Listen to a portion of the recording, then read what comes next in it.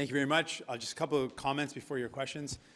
In this speech, we heard a lot of real this, real that. It really looked really empty. It was a government that's run out of ideas and run out of steam.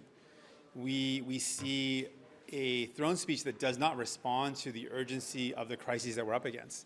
We've got a housing crisis, no real action to actually improve or tackle the housing crisis. We see a lot of, right now, immediate impacts of the climate crisis, but this throne speech doesn't respond to some of the most important, easy first steps, ending fossil fuel subsidies.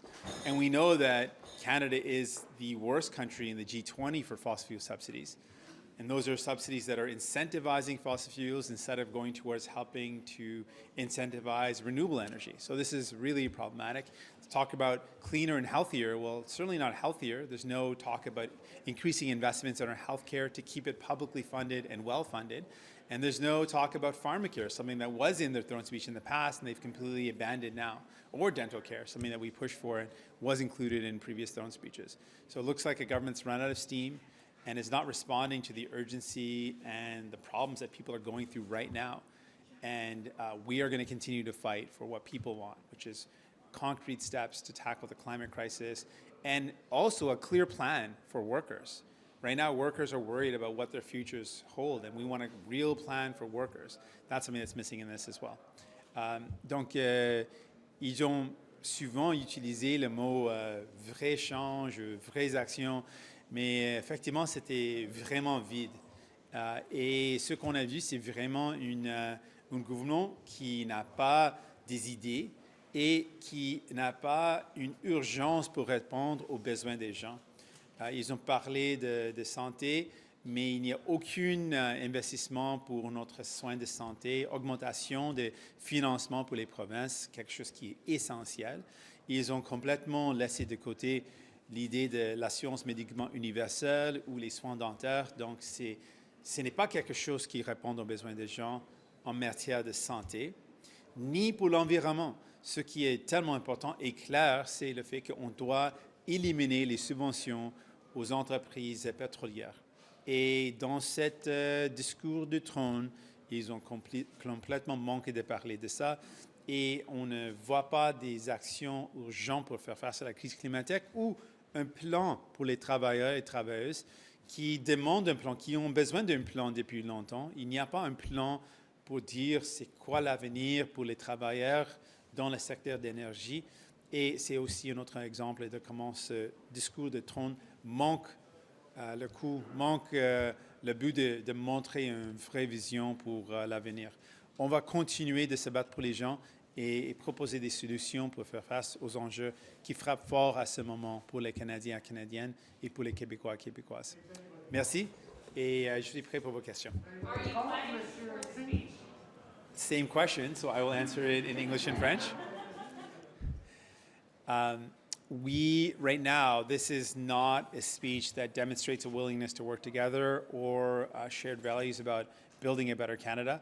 There is no clarity about whether there will be a vote or not, but we want to make it clear to the Liberals, as we've said in the past, as I've said, don't take our support for granted. This is not a speech that looks like they're interested in working together at this point. So is that a no then? If there's a vote, would you vote no in this present moment? That's something that we're going to discuss and reflect on our team, but I want to make it clear they can't take our support for granted, and this isn't a throne speech that looks like they want to work together. Oui, j'ai promis de le dire en français, c'est important. Donc, ce discours de trône ne représente pas un exemple d'une volonté de travailler ensemble. Donc, ce qu'ils ont mis de l'avant dans ce discours de trône ne me donne pas de la confiance qu'ils veulent travailler ensemble. Et comme j'ai dit dans le passé, les libéraux ne peuvent pas prendre pour acquis notre appui. Et ce discours de trône, ça applique aussi. Some of the things that you were asking for, though, like end of fossil fuel subsidies and just transition, are things they've promised they just didn't include in this speech. Are you taking that to mean that they're no longer promising them, or is that your interpretation of it? Because they're promising those things outside of the speech. They just didn't mention them in the speech. I mean, it's pretty confusing because on the part of the Liberals, it's confusing what they're trying to do. The throne speech is supposed to lay out their vision. And of course, I'm not faulting the lack of detail. That's not something that we expect in a throne speech. But we do expect an idea of where this government's going. So they're saying one thing outside of the throne speech, but in the speech itself, it doesn't lay out a similar vision. So it leaves me and leaves Canadians wondering what is their real goal? What is their priority? What are their priorities? And so without having laid out some of those things, it raises those legitimate questions. Maybe it is not important to them. And we've often said the Liberals say one thing and do another. And in this case, they've said one thing and then said another. Instead of saying one thing and doing another, they've just said things that don't align. So it leaves us wondering if they're really interested in doing the things that Canadians need them to do. Is there anything specifically in the throne speech that you can support? Well, there's things that they've laid out this week that we absolutely support. In fact, we champion. So paid sick leave, for example, is something that we fought for, we pushed for, we raised 22 times in the past 18 months. Each time the Liberals shot it down, and now they finally want to bring it in. We would have brought in legislated paid sick leave when people needed it most in the heat or the heart of the pandemic, but absolutely something that we would support and we would pass very quickly. We believe in their suggestions, and we've advocated for this and we fought for this, protecting frontline healthcare workers. That's something that we support, of course. And banning conversion therapy, of course. These are things that we support and would support in moving rapidly through the House. So there are things that we agree on, but I also want to make it clear there's things we don't agree. So far, their plan for the pandemic supports is going to cut help to people without an alternative, without fixing the EI, for example, which doesn't cover 60% of Canadians. So they've cut, or they're proposing to cut help without any fixes, and so that's something we won't support at this point. So what's the number one thing you need to see in the speech in order for you to support it then? Well, we laid out a lot of priorities, and we'd said we want to see action on the climate crisis, we want to see a real plan for workers, we said we want to see investments in healthcare, and so they're missing a lot of things. We would have been happy with any sort of real concrete action on the climate crisis, but they haven't really put that forward. Fossil fuel subsidies is the big one. It came up in COP26. I wasn't there. For healthcare, it's pretty clear we've been long-time champions of pharmacare and dental care. Neither of those were in the throne speech. So it shows they're not interested in working together. Before the election, you were prepared to support the Liberals to avoid an election, to avoid a confidence vote. Are you taking a different approach during this parliamentary session? Because you're already suggesting you might not vote for the throne speech, potentially bringing down the minority government. What we said before is that we want to make this parliament work for Canadians, and that remains our goal. We want to make this parliament work for Canadians. We respect that Canadians sent us here in a minority government, but we don't want the Liberals to think that our support can be taken for granted. Not at all. If they want to work to help people, we will pass bills that help people. If they want to hurt people, cut their support, they can go to the Conservatives or the Bloc. We're not going to help in passing laws that make life worse for people. Pouvez-vous répéter ce que vous venez de dire en français? OK. Comme j'ai dit, je veux que ce gouvernement, ce Parlement fonctionne pour les gens. Je respecte le fait que les Canadiens, Canadiennes, les Québécois et Québécoises ont choisi un gouvernement minoritaire. Donc, notre travail, c'est de s'assurer que ce gouvernement minoritaire fonctionne pour les gens. Donc, si le gouvernement, les libéraux, veut présenter un projet de loi qui aide les gens, on sera là pour faire passer un projet de loi qui aide les gens. Mais s'il veut passer un projet de loi qui va nuire ou faire mal aux gens, c'est quelque chose qui peut trouver l'appui des conservateurs ou les blocs, mais pas de nous. Monsieur Singh, s'il vous plaît, en français, concernant le projet de loi sur les programmes d'aide liés à la COVID, qu'est-ce qui manque pour que le NPD l'appuie concrètement? Est-ce que vous avez des attentes précises? Oui, donc il y a deux éléments. Un, c'est à ce moment, ils vont couper l'aide aux gens et on sait qu'on est toujours dans une pandémie. Il y a toujours des gens qui ne peuvent pas retourner au travail. Sinon, on a besoin d'un changement de l'assurance emploi pour garantir que les 60% des Canadiens qui, à ce moment, ne sont pas couverts par l'assurance emploi sont couverts. Donc, ce changement, ou de régler le fait qu'à ce moment, nos aînés vulnérables font face à une réduction de l'aide à cause du fait qu'ils ont reçu la PSU dans le passé. Aussi, les familles qui reçoivent l'aide canadienne pour les enfants aussi font face d'une réduction de l'aide. Donc, avec ces deux cas, s'ils ne sont pas réglés, c'est pourquoi on est contre leur proposition pour changer l'aide aux gens. The bill extending Time allocation as things like the conversion therapy ban, will the NDP support time allocation given it's already been debated in the House of Commons? Absolutely. The bill extending COVID benefits, I know what you're talking about its shortfalls, but without that bill passing, even the limited benefits the Liberals are proposing to extend will expire and people will be left with nothing. Does that change your point of view on potentially supporting that piece of legislation? Well, we've said really clearly that we're not going to support bills that cut help to people in the alternative, without the alternative of having fixed EI or fix some of the clawbacks, and so we can't support a bill that's going to hurt people that way. Concernant les motions d'allocation de temps pour raccourcir les débats sur les autres projets de loi, est-ce que c'est quelque chose que vous envisageriez et pour quel projet de loi, s'il vous plaît? J'ai manqué le début de votre OK. question. Est-ce que vous seriez prêt à appuyer une motion d'allocation de temps pour raccourcir les débats sur les autres projets de loi et si oui, lesquels, s'il vous plaît, en français? Les projets de loi comme l'interdiction de thérapie conversion, les congés des maladies payées, oui. Pour les autres, non.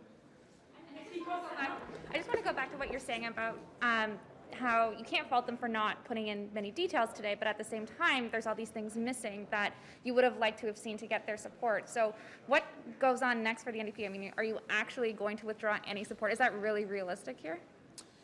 Absolutely. We've said it from the beginning that our support should not be taken for granted. This is a document that lays out a vision. I don't need a 10-point plan, but the fact that they're completely abandoned pharmacare, they campaigned on it in 2019, it's not that long ago.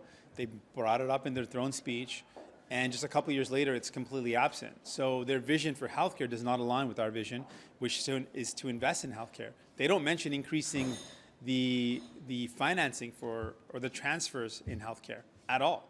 That's something that all the provinces have come together and agreed needs to happen, and we agree needs to happen. We talked about ending fossil fuel subsidies, it's not there.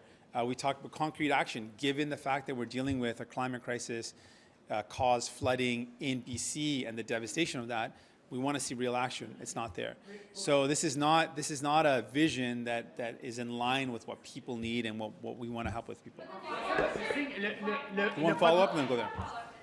I mean, why did you then say a few weeks ago when we were all asking you about whether you'd support the Liberals when you didn't even know what was going to be in their throne speech then? So now you said you'd give them support, then you get the throne speech and you don't like it. I just feel like we often hear you say not to take your support for granted, but you know we've seen that in the last couple of parliaments, and then generally the NDP ends up supporting them anyway. So, you know, how can Canadians actually expect to believe that you are going to withdraw your support?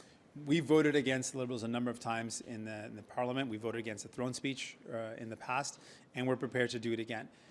We want to be really clear.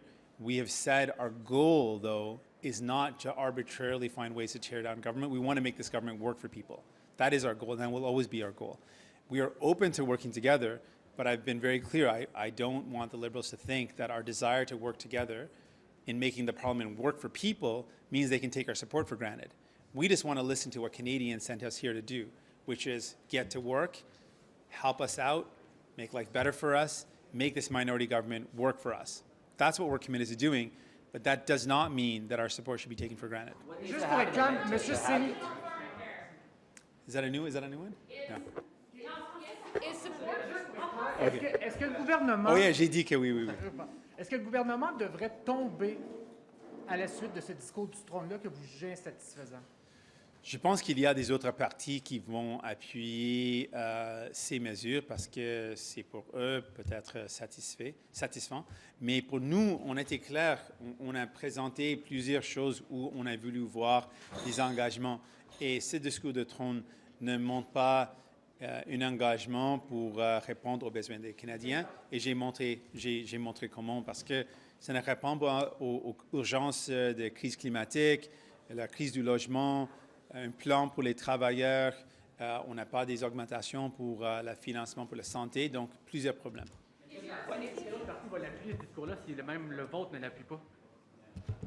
Encore? D'autres partis vont sûrement appuyer le discours du trône. Lesquels et pourquoi eux l'appuieraient si vous ne l'appuyez pas? Oh, c'est à eux de décider, mais j'ai dit que si les libéraux veulent travailler avec nous, on est toujours prêts. mais ce discours de trône ne montre pas une volonté de travailler ensemble. Donc, on n'a pas pris une décision de comment on va voter, mais j'ai dit que ce n'est pas un discours de trône qui montre une volonté de travailler ensemble.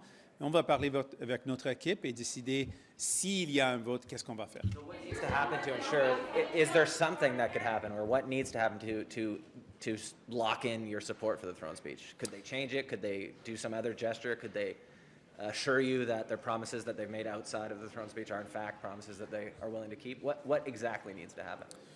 Well, they know that what our priorities are, and if the Liberals are interested in getting our support, they can always reach out and have a conversation about things that we want to see happen. We want to see action on the housing crisis. We want to see action on the climate crisis, help to municipalities that are hard hit by extreme weather. We want to see investments in healthcare, pharmacare. There's lots of things they know that we care about, and we want to fight for people. We want to make life better for people. So if they're willing to do any of these things, we can have a conversation. We're asking for specifics, though. Is the NDP support of the throne speech contingent on pharmacare? Our support for any bill is contingent on whether it's going to help people or not. And so far, this vision is not one that's going to make life better for people in a meaningful way. You're also offering no specifics. So is it contingent on pharmacare? Because you seem like you don't want to answer that question, and you say you care about it a lot. We've laid out a number of things that we care about. And if the Liberals want to work with us, they know what we care about. We care about housing. People are right now desperate to find homes. We care about the climate crisis. We're ready to fight to make sure we're doing our part. We care about a plan for workers. There's lots of things we care about. If they want to work with us, we are ready to do the work necessary to make life better for Canadians, and we've laid out a number of priorities that they can work with us on. On pharmacare again. Sorry, merci beaucoup. Thank you. Thanks.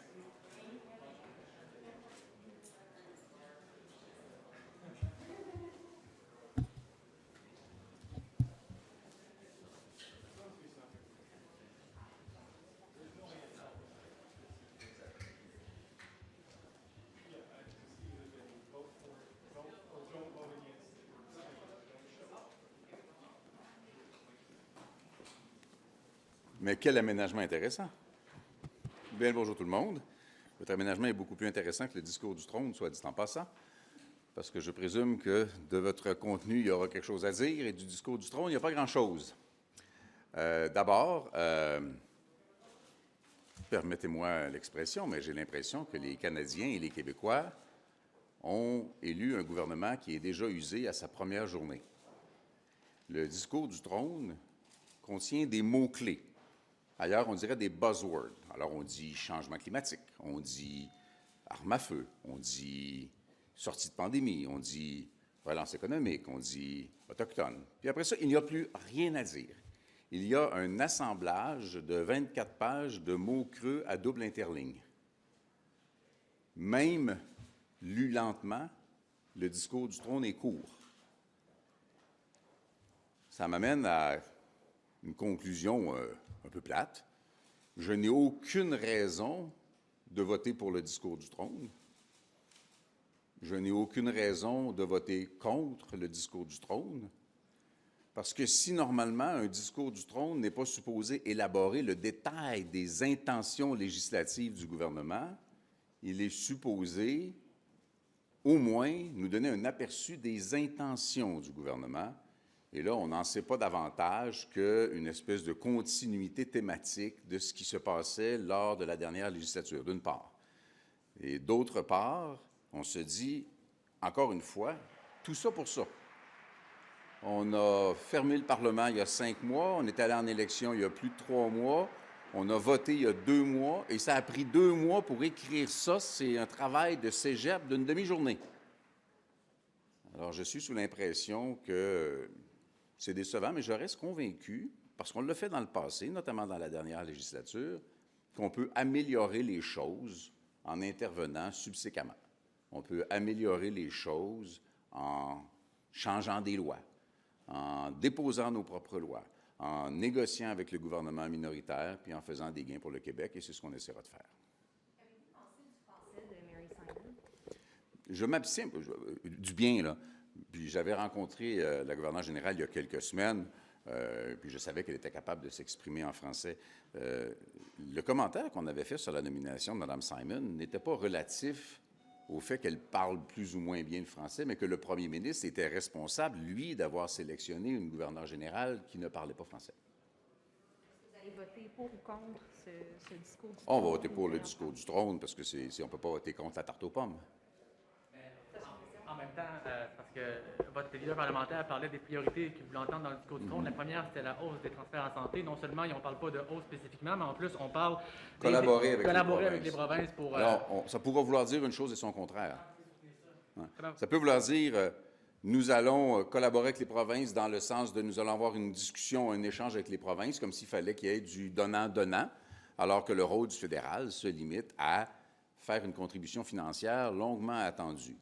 Mais on pourrait aussi dire, parce que c'est peut-être ce que les provinces et le Québec vont avoir envie de dire, c'est « Ah, bien, collaborer, ça veut dire qu'ils vont se mettre à nous écouter. » C'est tellement vague que c'est dur d'avoir une opinion sur cette vacuité dans le discours du trône. Maintenant, fiez-vous sur nous, là. C'est une question d'heure avant qu'on pose des questions beaucoup plus claires que ce que ce texte-là suggère. Concernant le projet de loi des mesures d'aide de la COVID, est-ce que vous allez l'appuyer? Qu'est-ce qu'il manquerait pour l'appuyer? Le projet de loi tel qu'il est libellé permet à la ministre d'ajouter des secteurs et de modifier les programmes à la suite de l'adoption de la loi. Et le ministre Rodriguez a établi clairement qu'il est en mesure de mettre en place un programme pour le secteur culturel. Donc, nous, on va voter en faveur de ces deux. May I just ask in English on the legislation that Chrystia Freeland is promising on scaling back COVID-19 benefits? Will you be supporting that legislation? We will be supporting that because it contains some decisions can be made after the adoption of the law. This is a prerogative of the minister, and the discussions that we have quite openly with Mrs. Freeland suggest strongly that some changes could be made afterwards. And about the workers of the cultural sector, we understand that Mr. Rodriguez is coming with something. What about the throne speech, sir? Will you be supporting the throne speech when it comes to a vote? The what? The speech from the throne. Will you support We that? will. Supporting might not be the best word. We will live with this empty piece of paper, gently read in 3 languages. What did you make of the Governor General's French? I did not comment on the quality of her French before. I won't today. I had a meeting with her a few weeks ago. It was very interesting. We discussed a lot about the Inuit issues, and I saw that she understands and speaks French rather well. The point is not that she does or does not speak French for or by herself. It's because the Prime Minister sent a strange message to all French Canadians and Quebecers when he selected Governor General, who does not speak French. What were some more of the things that you would have wanted to have seen in the throne speech today so that it would be more than an empty piece of paper? We would have wanted a strong commitment. We suggested actually a summit on the financing of health care instead of simply closing doors with prime ministers behind the doors and getting out of there saying we did not agree. This discussion could be held publicly with all prime ministers, health ministers, leader of opposition parties, and then everybody would be in a situation, first of all of you, to understand what are the points and arguments and intents of everybody. It seems not to have been accepted as an idea. Therefore, we got this big nothing. We will come very shortly. It's a matter of hours before we come with some questions requiring answer much, much more clear than this text which could have been written by a college student. Chef, vous dites que vous ne pouvez pas voter contre une tarte aux pommes. Qu'est-ce qui ferait que le dessert serait meilleur pour vous? Écoutez, on pourrait rajouter un petit peu de sucre, un petit peu de saveur, peut-être même un petit peu de pomme.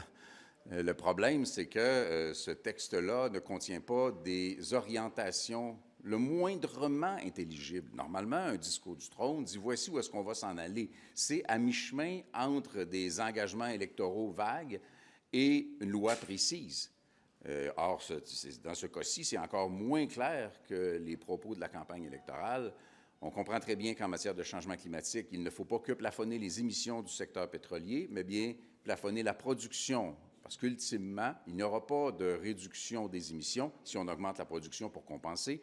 Ça semble être le piège qui nous est tendu, avec en plus du financement, prétendument pour baisser les émissions de gaz à effet de serre, de la part d'un gouvernement qui a dit qu'il allait arrêter de financer l'industrie du pétrole. Fait que c'est deux mauvais coups pour le prix d'un. Évidemment, le discours du trône ne précise pas ça. J'espère que M. Guilbeault ne se sera pas entraîné dans cette piste douteuse. En matière de relance, le programme de relance, on en a déjà parlé, ça se passe assez bien. En matière de contrôle des armes à feu, le rachat obligatoire est un engagement électoral clair. Allons de l'avant. Maintenant, ça ne dispose pas du fait que les armes à feu entrent au Canada et au Québec par quelque part. Et le quelque part par lequel les armes à feu entrent au Canada et au Québec est de juridiction fédérale. Les provinces ne peuvent pas prendre ça. Ça montre pas que le premier ministre, Justin Trudeau, est-ce que ça montre pas que le premier ministre, Justin Trudeau, a réussi son coup en demandant à la gouverneure générale de lire un discours tellement vague que vous ne pouvez pas vous opposer?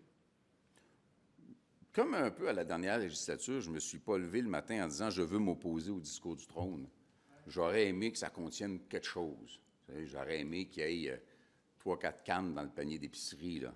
Ça contient juste rien. Fait que c'est dur de ne pas aimer l'absence de contenu. On peut dire, faites un effort.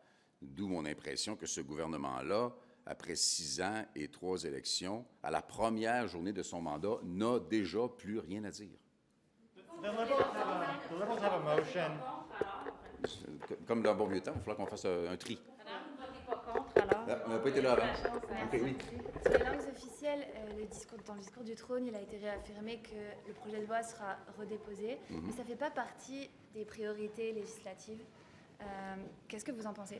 En fait, souvent, en début de mandat, on peut s'attendre à ce que tous les sujets soient des priorités, mais quand on n'a que des priorités, bien sûr, on n'a plus de priorités.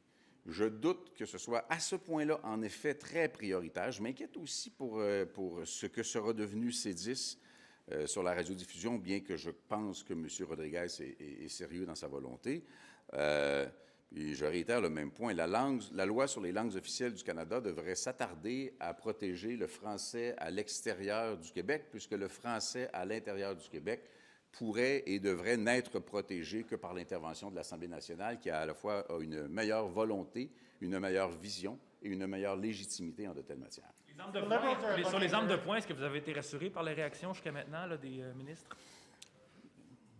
Je suis rassuré par le fait que le gouvernement du Québec a l'intention de prendre à bras-le-corps un enjeu que le premier ministre du Canada ne semble pas vouloir prendre.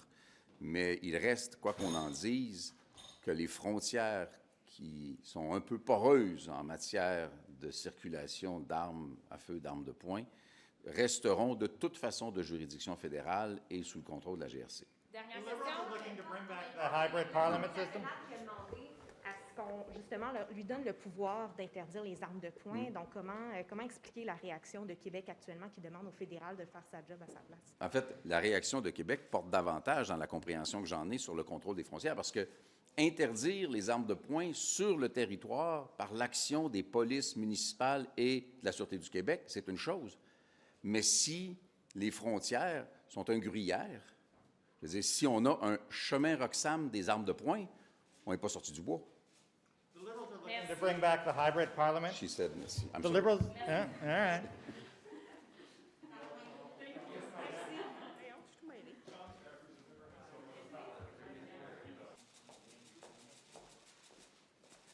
Good afternoon. To the Canadians watching at home, I have one message for you. Conservatives will be your voice. We will be the voice for the millions of Canadians being left behind in Justin Trudeau's economy. Today, we heard more of the same from the Trudeau government. What we didn't hear was a plan for the economy, a plan to tackle the cost of living crisis. Wages are flat, and more jobs are part-time and precarious. Young families are being priced out of the neighborhoods they grew up in. Les étudiants des collèges ou des universités renoncent de plus en plus à l'idée de s'acheter une maison. Les travailleurs ont de la difficulté à faire le plein d'essence. Seniors are trying to stretch every dollar as inflation wreaks havoc on their fixed incomes. Small businesses are being squeezed by the supply chain crisis, and Mr. Trudeau's tax increases are killing their margins. As we approach the holidays, some parents are worried about putting presents under the tree. And every month, the lines at food banks across this nation grow. The reality facing Canadian families seems to be something that the Liberal government are all too happy to blissfully ignore. The Liberal government's spending is fueling the inflation crisis. The government's ideology is fueling division, and this government's platitudes are becoming barriers to real action.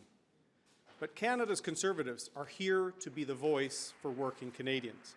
We are here to stand up for the country.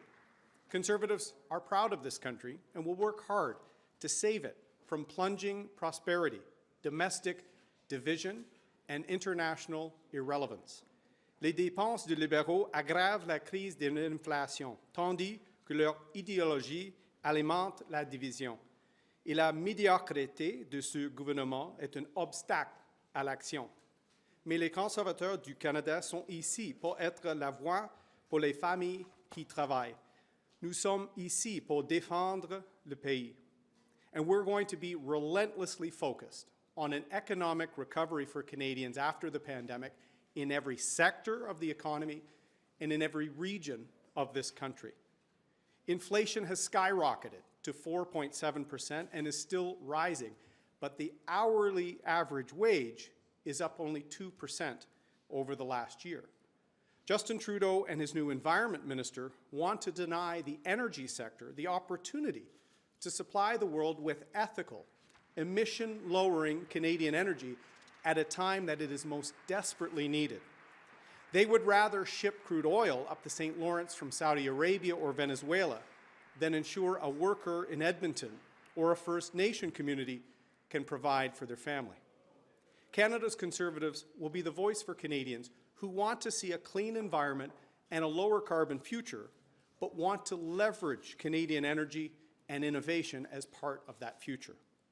The voice of Canadians who are proud of what we build and what we invent here in Canada, from the critical minerals that power electric vehicles to the steel, aluminum, and people that build them. The voice for Canadians who are proud of their country and want to see real progress on the path to reconciliation and not just symbolic gestures. Sous Justin Trudeau, le Canada est divisé. Pour régler ça, il doit agir en partenariat avec les provinces, non pas en paternaliste. Les conservateurs ont une autre approche et ce n'est pas l'approche Ottawa, c'est tout. C'est une approche d'écoute et de terrain d'entente. Le gouvernement doit également régler le dossier des langues officielles. C'est une priorité, mais les libéraux ne font rien depuis 6 ans. Au plan économique et culturel, les Québécois veulent s'attaquer à la pénurie de main-d'œuvre, à la crise de l'inflation, mais tout en préservant leur identité et leur autonomie. Seule l'équipe conservatrice va livrer la marchandise. Because ideological policies are leaving millions of Canadians behind and are straining our national unity. We must also create solutions to combat the ever-deepening mental health and addiction crisis facing this country. Those battling depression and addiction need to know where to turn for help. We must ensure that wait times are not barriers to accessing real treatment. I want Canadians to know that we heard you in the election. You did not want the pandemic election, and you sent back another minority parliament to get to work. I want you to know that we will stand up for you and make sure your voice is heard in Ottawa. I'm proud to lead a passionate team of women and men who love this country and are committed to its prosperity and to its unity. Les conservateurs vont se concentrer sur la paix, l'ordre et le bon gouvernement. On va aussi éliminer les divisions dans ce pays. Quand nous allons pouvoir travailler avec les autres partis de cette Chambre pour rendre le Canada plus prospère et plus uni, nous allons le faire. We will be tenacious in our efforts to hold this government to account, to demand accountability, and to demand transparency. And we will propose real solutions to get Canada moving again. We will strive to place the interests of the country and its unity at the forefront of everything we do. Conservatives will fight for your interests and not just for Liberal special interests. We will serve as a reflection of the country and its hopes, fears, and aspirations. We are here to secure Canada's future. Thank you. Merci beaucoup. Do you support this throne speech? First question. There's nothing in the throne speech that deals with inflation, the cost of living crisis, the national unity crisis. There's no plan to get people working. So I want Canadians to take one thing from this throne speech. To the millions of Canadians being left behind, we're going to be their voice on the economy. We've heard nothing from this government. The Liberals are seeking a return to a hybrid parliament, and they're also seeking to limit the type of medical exemptions MPs can have from being vaccinated. Can we get your thoughts on that? Well, as we saw, it was good to see the chamber full yesterday. It was good to see MPs safely working together in the nation's interest. We want to see Parliament return to proper function. We also want to see the rules, the civil servants, and the health authorities here on Parliament Hill respected. And it's time for the Liberal Party to stop misleading and dividing Canadians on issues related to the pandemic. Sinon, qu'est-ce qui vous empêche de voter en faveur? On va proposer des idées pour notre avenir, particulièrement sur la crise du coût de la vie. Pas d'action dans le discours de Trône, et c'est pourquoi on va proposer les autres mesures. Can you tell us how many MPs have medical exemptions? Someone else? In the speech, they're saying, on inflation, their response to that, I guess, was housing affordability and childcare, that they would try and make life more affordable by tackling those two issues. I guess your response to that, is that not enough, or is that the wrong answer to that challenge? This government has announced many of these measures before. They have failed and actually made the housing crisis worse in this country. As I said in my speech, families are getting priced out of their own neighborhoods, and millions of Canadians are being forgotten. There's no plan to tackle inflation, and the government's suggestion that we're doing better than other countries is completely untrue. Canada spent more per capita than any G7 country, and we have the worst outcomes. We have inflation that's as high as many other countries, and we have the worst economic growth. Mr. Trudeau is driving an inflation crisis, and Conservatives will stand up and try and stop it. Vous voulez mettre fin aux aides pandémiques. M. Poilievre nous a dit que ça serait terminé les programmes d'aide pour la pandémie. En quoi ça va aider les Canadiens qui veulent mettre des cadeaux sous le sapin pour Noël? Il y a une pénurie de main-d'œuvre maintenant au Québec et à travers le pays, et aucun plan réel pour ça dans le discours. Et les Québécois, les Canadiens méritent un plan pour les emplois, pour une relance économique, et comme j'ai dit, pour les emplois dans chaque secteur de notre économie et dans chaque région. Et la pénurie de main-d'œuvre au Québec est une crise. J'aimerais savoir d'abord, est-ce que vous allez voter oui ou non en faveur du discours du trône? Deuxième question, concernant le projet de loi sur les mesures d'aide, est-ce que vous allez l'appuyer? Oui, non, pourquoi?